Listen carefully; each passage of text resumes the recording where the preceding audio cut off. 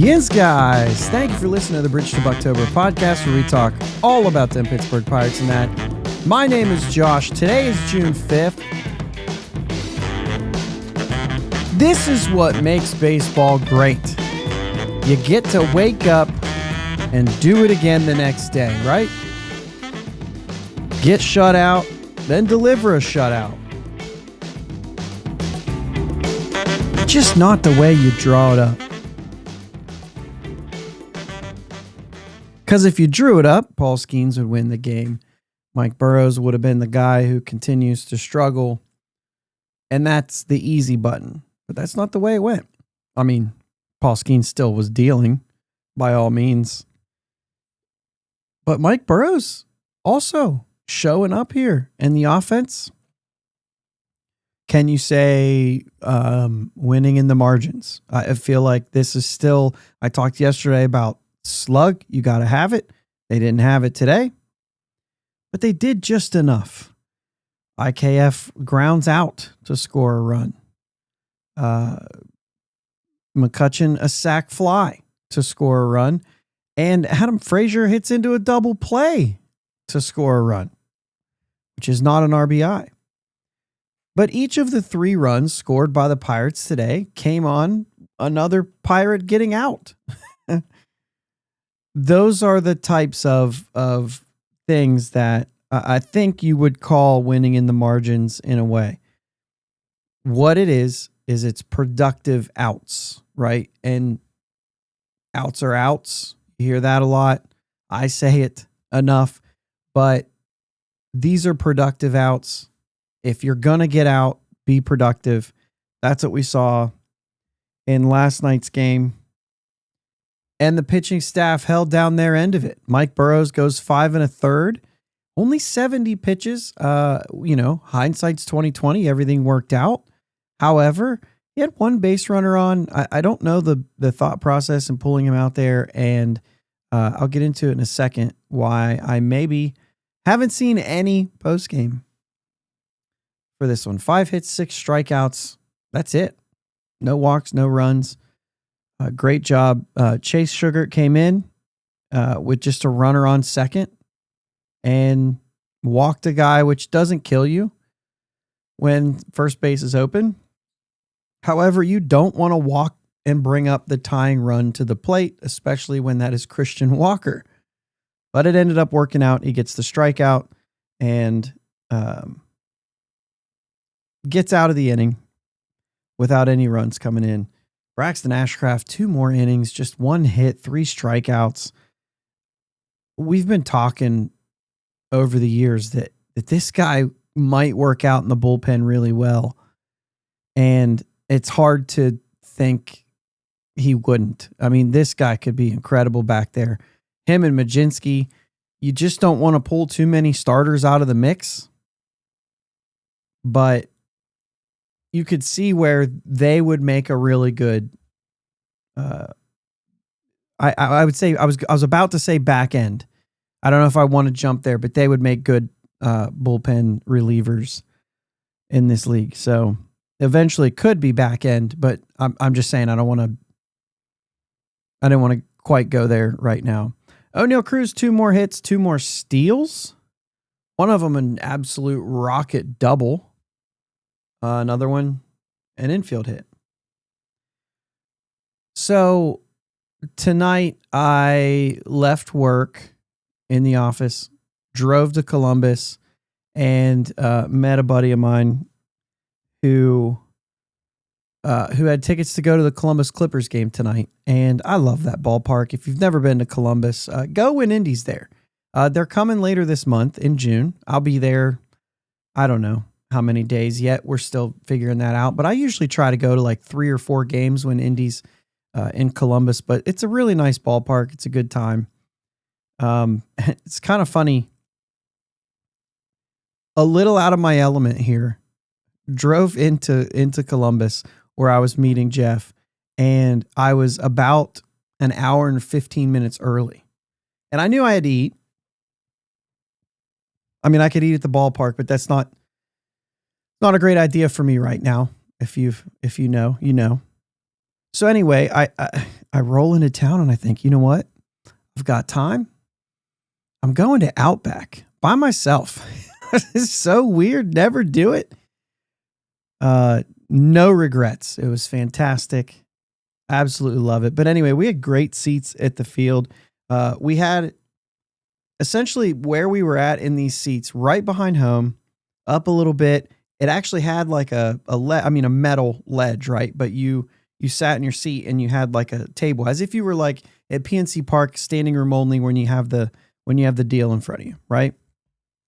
Except you're sitting in a chair with wheels, not connected to the guy next to you. Just like, it's like a desk chair, but a really nice, comfortable one. It was fantastic. You could lean back, you could rock. It was really, there's nobody behind you but a wall, because the next section that's just like that one is up above. And the one below you is down below with a wall. So, they're just incredible seats. For minor league baseball, sometimes can be so cool like that. But good time. Seats were incredible. And because we had the ledge, it was like a ledge. If you're watching on video, ledge here, and then, obviously a little wall at the end of it. I was able to just prop my phone up right there in the seats and just had a live baseball game going on in front of me, and the Pirates right here on my phone. And it was perfect. It was perfect. Pirates get a good win. They get the shutout. We talked about it, almost all of it so far. You know what I do want to say though? So it was Columbus, which is Cleveland, Cleveland's AAA, and the Toledo Mud Hens, which is Detroit's. Detroit has a infielder named Hao Yu Lee. He's one of their top prospects, I think, at least in their top 10. But got hit in the head in this game, and I don't know where. I don't know how he's doing or anything, but it was intense. He, I think, was knocked out cold immediately. Helmet flew off. They brought a towel out when they finally got him there, and he had a towel in his face. And, you hear the chatter of, wow, there's a lot of blood on that towel. And then as they had to help him off the field, you could see try not to be graphic, but you could see some on the field where he was laying. It was kind of a scary moment there, but I don't know. I don't know why. I know it's not the Pirates, but you just don't think of this stuff sometimes, And yeah, it was wild. I hope he's okay. I'll try to be following up with that anytime you see something like that. So anyway, the one guy that we want to talk about today for a little bit longer is David Bednar. And what more of a fitting time to bring him up is the reason why I couldn't avoid talking about him. His ERA now sits at 4.12, right? Fitting. But I was looking at some numbers here. We were talking, obviously. So my buddy's a Reds fan. We were talking about a lot of the different Reds, Pirates, all the things. And we were talking about moves and asking if we would trade Bednar and all this stuff. And, we went down that path. But I happened to look and, because I told him, I was like, hey, ever since he came back, he's really been really good. He's had few blips in that, and it's been really solid. So I pulled some numbers tonight when I got home. 20 games since he got back. He's pitched in 18 2/3 innings. He has a 2.89 ERA. He has 3 holds, most of them early, 6 for 6 in save opportunities, 26 strikeouts to 3 walks. Jeez. 239 average against and a 1.07 whip. This is a 20-game sample. He's going to make you nervous. I understand that if he does. You've seen it too much. It was last year. It was the first, 3 games this year. And there's enough there for you to be nervous. I would say also that just about every closer is probably going to make you nervous. I felt like even some of the really good ones, Mark Melancon seemed to always have a runner on base. He obviously had a stretch when he was just completely lights out, but there's been a lot of guys over the years, because that's the closer role, because it's the hardest innings to throw, the 8th and 9th innings in a close game. So you're going to be nervous. You should be nervous pretty much with anybody out there. Nobody's untouchable. Nobody's unbreakable. So, yeah, he's going to make you nervous. That doesn't mean he's not back. That doesn't mean that he's not good again. He's very good again. And you saw it in this game. Even when he fell back behind, he was able to battle back with a good pitch sequence. And he really, he commanded the zone a little better. He doesn't look like he's losing before he's losing. But the other thing is you saw the strikeout on the fastball, 98 right down the middle. It was a little bit away, but right down the middle. That's the kind of pitch he gets a strikeout on when he's doing good. When he's able to throw the other stuff from the same tunnel, when he's able to throw the other stuff in the strike zone so they can't eliminate it, he's able to just blow that 98 past somebody. When all he has is the fastball, they're sitting on that 98 and it's not an issue. That's when you know he's going good. The splitter against the lefties was on point tonight. I actually went to it a couple times that I didn't think he was going to and delivered exactly where you wanted it. And then the last hitter of the game, the fly out to Cruz, he falls back 3-1. There's one runner on and you have the hitter up. You got a 3-run lead. You cannot walk him, period. You can't do it. He did exactly what I would have done. Throw him the fastball right down the middle. If he earns it, then we live to see another day. And if he hits it out, we still have a lead and we live to see another day. Start over with a new hitter, because that guy can't beat me. He can hit a 2-run homer. It doesn't matter. It doesn't win the game.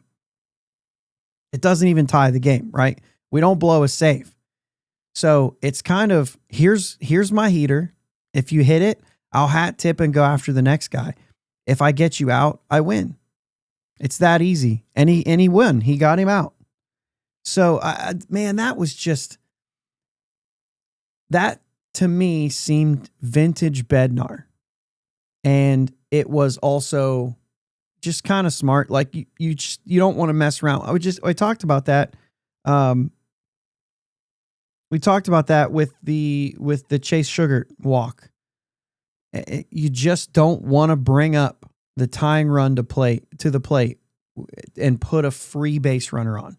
We talk about walks being errors, and David Bednar's sitting here with 3 walks in his last 18 2/3 innings to 26 strikeouts.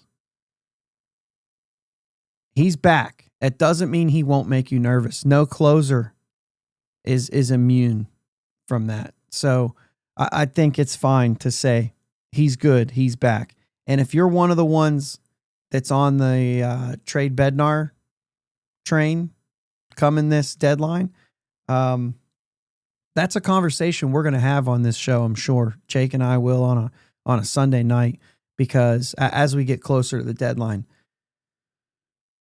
because you can see how good he's doing right now, and you also know how quickly that could change at times. And so I think it's a very interesting conversation to have. Well, today is Thursday. The Pirates have the rubber game. It is Mitch Keller, Framber Valdez. Can they get a series win? I don't know. We'll have to wait and see. Either way, it's good to force that. It's what I talked about yesterday. Critical game. They showed up and came through and didn't even have their best stuff, which, will they? Offensively, what is their best stuff? We've got a slug. Let's go Bucs. Thanks for listening to the Bridge to Buctober podcast. Subscribing to your platform of choice is the best way to be notified for new episodes. And now, new episodes every weekday. Remember, live shows with my dad and Uncle Jake are Sundays at 9 p.m. Subscribe to the YouTube channel and join them in the live chat every Sunday. Follow them on Twitter, Facebook, and Instagram at Bridge2 Buctober. Clear the deck, cannonball coming, and let's go Bucs!